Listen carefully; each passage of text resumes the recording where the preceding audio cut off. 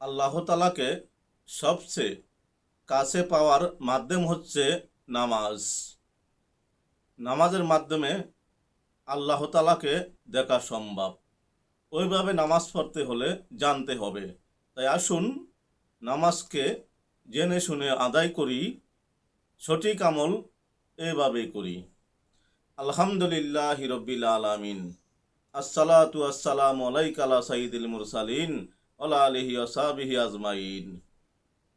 সমস্ত প্রশংসা একমাত্র মহান আল্লাহ তাআলার জন্যে এবং লাখো কোটি বরং তার চেয়ে বেশি দুরূদ ও সালাম শ্রেষ্ঠ নবী, প্রিয় নবী, নবীদের নবী, সরকারে দো আলম, নূরে মুজাসসাম, রসুলে পাক সাল্লাল্লাহু আলাইহি ওয়াসাল্লামের উপর। আলহামদুলিল্লাহ, আল্লাহ তাআলার অশেষ রহমতে দেখতে দেখতে চলে আসলাম তৃতীয় পর্বে, তালিমুস সালাত, যা হচ্ছে হাদিস ও কোরআন থেকে নেয়া। সম্মানিত দিনী ভাই বোনেরা, সম্মানিত ভিউয়ার্স, যারা নতুন দেখছি অনুগ্রহ করে সাবস্ক্রাইব করে দেই এবং ভালো লাগলে একটি শেয়ার করে দেই। ভালো জিনিস শেয়ার করলে নেকি হতে পারে, তাই ভালো জিনিস বেশি বেশি শেয়ার করব। আসুন আমরা নেক নিয়ত করি, শুরু থেকে শেষ পর্যন্ত দেখব এবং এর উপর আমল করব ইনশাআল্লাহ। হাদিসে বাকি আছে, নেক নিয়ত করিলে ফেরেশতা তাৎক্ষণিক অর্ধেক সওয়াব লিখে দেন। কাজ সমাধা হলে আল্লাহ তাআলা কত দিবেন উনি ভালো জানেন। তাই আসুন সকল কাজের আগে নেক নিয়ত করব ইনশাআল্লাহ। আমরা মুসলমান, আমাদের প্রথম বাক্য থাকবে কালেমা লা ইলাহা ইল্লাল্লাহু মুহাম্মাদুর রাসূলুল্লাহ সাল্লাল্লাহু আলাইহি সাল্লাম, অর্থাৎ আল্লাহ তাআলা এক, ওনার কোনো শরীক নাই এবং হযরত মুহাম্মদ সাল্লাল্লাহু আলাইহি সাল্লাম আল্লাহর প্রেরিত রাসূল ও বান্দা। এর পরের স্তর হচ্ছে সালাত। আল্লাহ তাআলা কোরআনের ৮২ জায়গায় সালাতের কথা বলেছেন। আমরা ধারাবাহিকভাবে জানতেছিলাম এই বিষয়গুলা। আসুন আরও জানবো, আমল করব ইনশাআল্লাহ। মহান আল্লাহ তাআলা সূরা ইসরায়ে বলেন, সূর্য হেলে পড়ার পর থেকে রাতের ঘন অন্ধকার পর্যন্ত যথাযথভাবে সালাত আদায় করুন এবং ফজরের সালাতও আদায় করুন। বিশেষভাবে ফজরের সালাত আমল লেখার ফিরিস্তাদের হাজির হওয়ার সময়। সূরা ইসরা আয়াত নং ৭৮।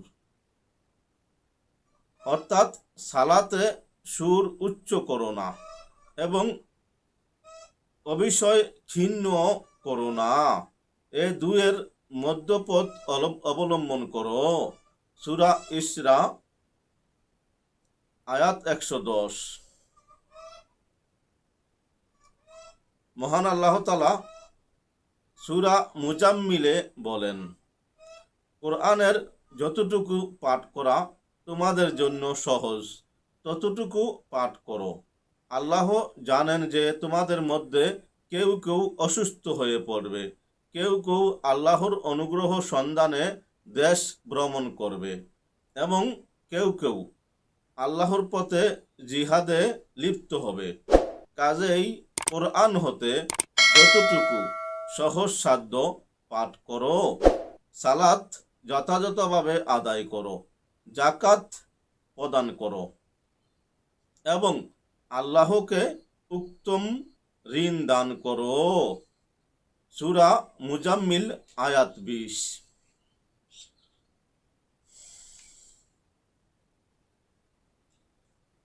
মহান আল্লাহ তাআলা অন্য আয়াতে বলেন, এবং রাতে কিছু অংশে তাহাজ্জুদ সালাত আদায় করুন, এ আপনার এক অতিরিক্ত নফল কর্তব্য।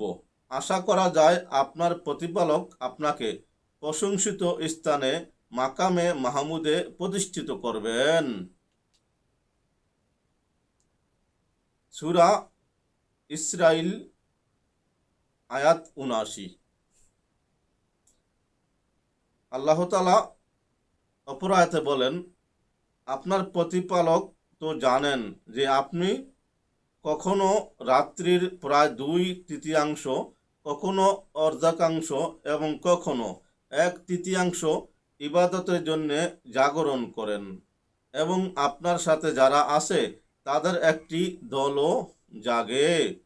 সূরা মুজাম্মিল আয়াত ২০।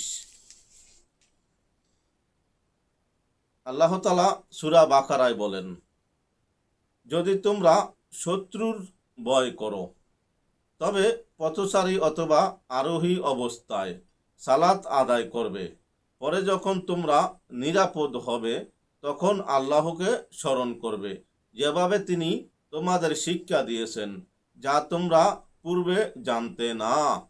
সূরা বাকারা আয়াত ২৩৯। আল্লাহ তাআলা সূরা নিসায় বলেন, নির্ধারিত সময়ে যথাযথভাবে সালাত আদায় করা ঈমানদারদের জন্য অবশ্যই কর্তব্য। সূরা নিসা আয়াত ১০৩। সূরা মাউনে আল্লাহ তাআলা বলেন, দুর্ভোগ সেই সব মুসল্লির যারা তাদের সালাত সম্বন্ধে উদাসীন, যারা সালাত আদায় করে লোক দেখানোর জন্যে এবং যারা গৃহস্থলীর প্রয়োজনীয় ছোটোখাটো সাহায্য দানে বিরত থাকে। সূরা মাউন আয়াত ৪-৭।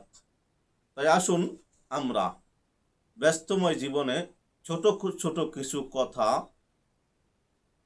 কাজে ব্যবহার করি, যেমন ভালো কথা। ভালো সময় আমরা আল্লাহ তাআলার শুকরিয়া যেমন করি, খারাপ সময়ে শুকরিয়া করতে হবে। কেননা সব সময় আল্লাহ তাআলা শুকরিয়া করলে আল্লাহ তাআলা আমাদেরকে নেয়ামত বৃদ্ধি করে দিবেন। তাই আসুন আমরা যে যেখানে থাকি ৫ ওয়াক্ত নামাজ সময় মতো আদায় করি, এটাই আমাদের ইমানদারের লক্ষণ হবে।